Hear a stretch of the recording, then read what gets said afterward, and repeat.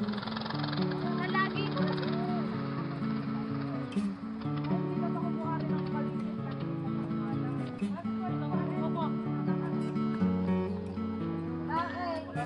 Magandang araw. Narito po kami upang talakay ang mga suliranin ukol sa mga fish cages dito sa Batangas, lalong-lalo na sa Talisay, na kung saan ay laging laman ng balita ukol sa aming paksa. Sabi nga sa isang kanta, masdan mo ang tubig sa dagat na dating kulay asul, ngayon naging kulay itim. Yan ngayon ang nangyayari sa lawa ng Taan. Dahil sa mga pakain o feeds na inilalagay sa mga fish cage na nagsisilbi doon.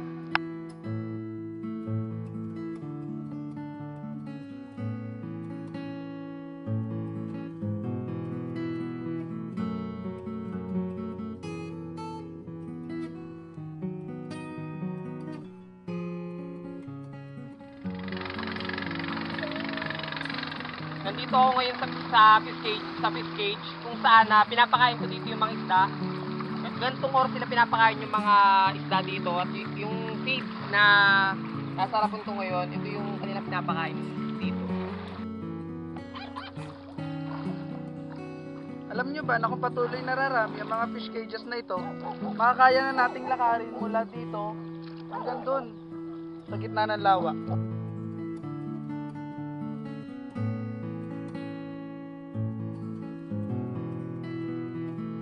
Nakaka-apekto rin ang mga fish cages sa mga ordinaryong mga isda. Pero bakit kaya? Tara, magtanong-tanong tayo para malaman natin ang sagutan. Kuya, paano po nakaka-apekto ang mga fish cages sa inyong kabuhayan? Isa doon ang unang-una doon yung mga pagliit ng mga maliliit na mga isda dito sa lawa ng Taal na kung saan malaking apekto yun sa amin dahil sa ganun lumiliit yung aming pangisdaan dahil na nakokontrol nila yung mga malalakang fish cage dahil dito sa maliliit na mga isda kumikipot yung aming pagtangat sa mga lawa, mga pagkunang lambat. Kaya nung isang apekto, ang isa pa, madami yung mga cage, ay ang mga kanilang mga plastic, dito kumakalat sa lawa, hindi nila niipon. Minsan tinatapon nila parang kung sa kawan habang tumatagal yung kanilang pagkukuha ng palasdaan, habang dumadama din yung mga basura sa lawa ng Taal. Katulad niyan, yung mga fish cage. Kung makikita mo na lang din yung mga plastic sa tabi ng dagat, kung saan ay doon nanggagaling sa kanilang mga patuka, dala na. Ang kanila walang kasiguraduhan yung kanilang mga pagtatapon, hindi mala nila iniipon yung mga plastic. Saka isa pa, yung kanilang mga nagiging polluted yung ang dagat. Dahil minsan, yung mga patukan niya sa ilalim, hindi na umaabot. Kaya namamatay yung isda. Paano po nakaka-apekto sa inyo ang fish cage? Lalo na po sa kabuhayan niyo bilang mga isda. Unang-una sa amin, dahil kami bahagi ng mga maliliit na mga isda, medyo malaki rin ang epekto niyan.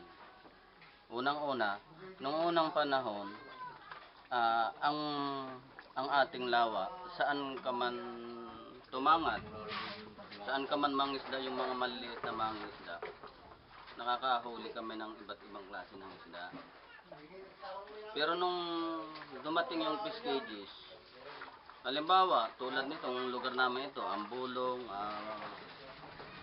Banyadero, Gonzales, Mariapas na yan, halos nawala na dito yung tilapia. Kasi yung mga fish cages, malayo dito sa amin, kumbaga, doon na konsentra yung mga isda sa may fish cages dahil siyempre katulad din sila ng ibon, katulad din sila ng tao na kung saan may pagkain doon pumupunta. At para hindi na bumalik sa Mariapas kung sila ay matapos kumain, kundi sila naghihintay na rin lamang kung kailan muli magugutom at kung kailan muli magpapatuka yung mga caretaker ng mga fish cages. Kaya isa sa epekto yon, yung epekto sa aming maliliit na mga isda, nung magkaroon ng fish cages. Pangalawa, doon sa kabuuan, may papel din sila ng bahagya doon sa pagka-polluted ng lawa. Pero bahagya yon. Una-una, siyempre, yung milyon-milyong bag ng patuka na nasa tapat ng kanilang fish cages, hindi lumalabas yung oxygen nun kasi bumubunton yung putik. Kasi yung patuka, pag idinumi yun ng isda, dumi yun. Nasa dapat, nababasag siya nung alon para kumakalat, hindi tipon.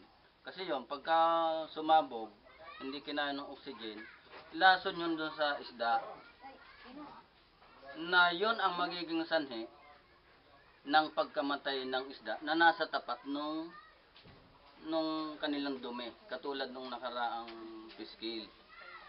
Kasi yung obserbasyon namin dyan, dahil kami ang tuwirang nag-imbestiga dyan, ang sanhi talaga ng fish kill, hindi pa yung dahil pulyot yung buong lawa.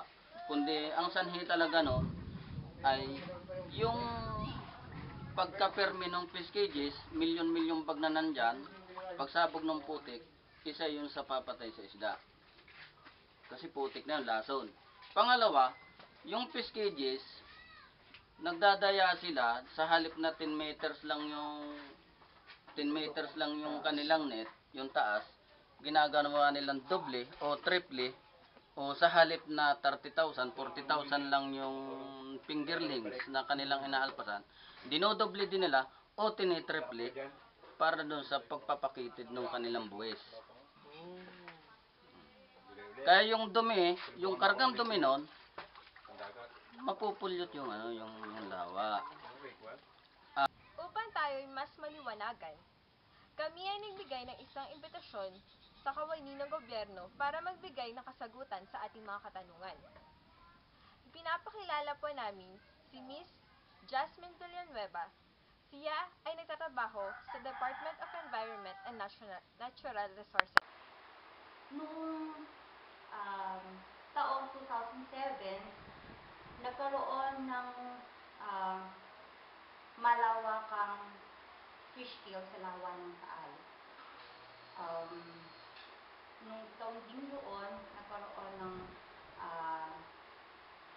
inventory ng mga fish cages at almost 13,000 fish cages ang makikita sa lawa. Nagkaroon ng pag-aaral ang Bureau of Fisheries and Aquatic Resources at base sa pag-aaral na yon, ang carrying capacity o ang katamtaman lamang na bilang ng fish cages sa lawa ay dapat ay 6,000. So, nagkaroon ng pagsusona kung saan yung 6,000 yun ay ilalagay. At ang nagkaroon ng aquaculture zone ay ang bayan ng Talisay, bayan ng Laurel, Agoncillo, San Nicolas. Okay. At Mataas na Kahoy. Ang mga natitirang bahagi ng lawa ng Taal ay either na zona para sa open fishing at ang iba naman ay para sa ecotourism, na kung saan bawal ang fish cage operation doon. So matapos yung inventory at nalaman na sobra-sobra talaga yung fish cages sa lawa, at yung kalidad ng tubig ay hindi na rin maganda base sa resulta ng monitoring na ginagawa ng BIFAR, si Governor Vilma Santos Recto ay gumawa ng kautusan na nag-create ng Provincial Task Force on Environmental Law Enforcement in Taal Lake, na kung saan ang chairman ay ang probinsya ng Provincial Government of Batangas and ang DENR ay member. At ang iba pang agency kagaya ng BIFAR, ng mga lokal na pamahalaan ng malapit sa lawa ng Taal, ang Philippine Coconut Authority at ang iba't iba pang ahensya or department ng probinsya. Ang task force ngayon ang kumilos, yung composite team ng task force ang kumilos para yung mga illegal na structure, mga illegal na fish cages na nag-ooperate sa lawa ay maalis. So, 2007 2007 hanggang sa early last year ay meron pang dismantling na ginagawa kung saan yun nga, inaalis, nililinis ang lahat ng istruktura na walang permiso na ibinigay ang lokal na pamahalaan. So, pagkatapos noon, patuloy ang ginagawang monitoring ng DNR, ng task force, para mapanatili ang katamtamang bilang o ang carrying capacity na 6,000 sa lawa ng Taal. Bilang isang mamamayan, kailangan nating magkaisa upang tulungan hindi lamang ang ating mga sarili, kundi paunlarin din ang kalagayan ng komunidad at buhayin ng namimiligrong katayuan ng lawa at kabuhayan ng mga ordinaryong mamamayan. Tulungan lamang natin ito sa pamamagitan ng bayanihan at sa suportang galing sa mga NGOs at higit sa lahat ay ang pagbabalangkas o paggawa ng pamahalaan ng mga programa at batas upang mabawasan ang mga fish cages at iba pang mga tanim kung bakit namimiligro ang kalinisan ng lawa. Dapat tayong magkaroon ng kamalayan ukol sa isyong ito upang sa ganon ay makapagbigay tayo ng mga suwestyon na maaaring maging mga alternatibo ng fish cages. Ang bawat isa sa atin ay may kakayahan na magulong sa mga problema at suliranin ating mundo sa pamamagitan ng pakikipagtulungan at pagbuo ng mga samahan na mag-aalaga hindi lamang sa lawa, kundi sa kapaligiran.